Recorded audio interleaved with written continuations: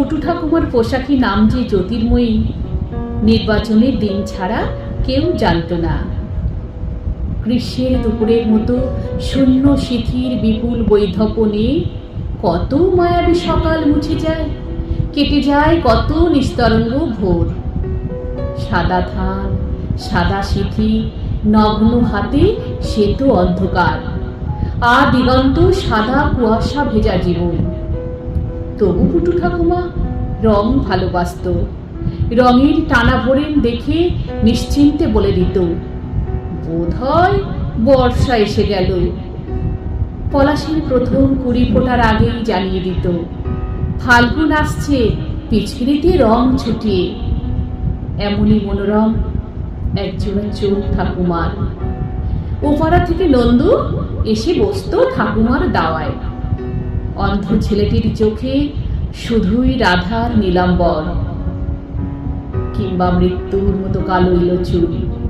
নন্দু জানতে চাইত, অশোকের কুড়ি ধরেছে ঠাকুমা?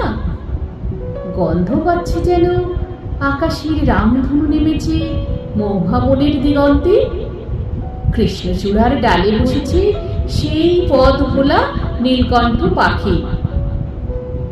নন্দু গান শোনাত ঠাকুমাকে, আছে সে নয়ন তারায়, আছে সে নয়ন তারায়, আলোক ধারায় তাই না হারায়। ঠাকুমা ভাসত চোখের জলে। আলোক ধারা যে চোখেও দেখলি না বা, দেখলি না কালো মেঘের কোলে সাদা বক ভেসে গেলে তুই খুঁজে পান না যামিনী রায়। নন্দু জেদ করত, এবার দোলে কিন্তু একটা পিচকিরি কিনে দিতে হবে। সে না হয় দিলাম, রং দিবি কাকে?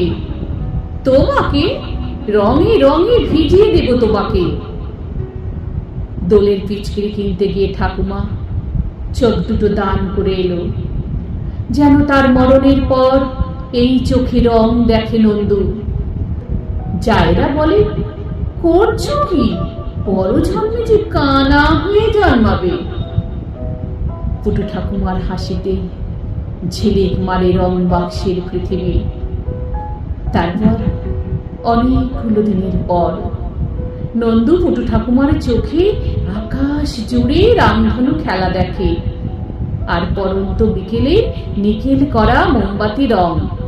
বলতে ভুলে গেছি, এখন ওকে নন্দু বলে ডাকলে খুব রাগ করে। নন্দু কেন? জানো না আমার নাম কি? জ্যোতির্ময়। জ্যোতির্ময়।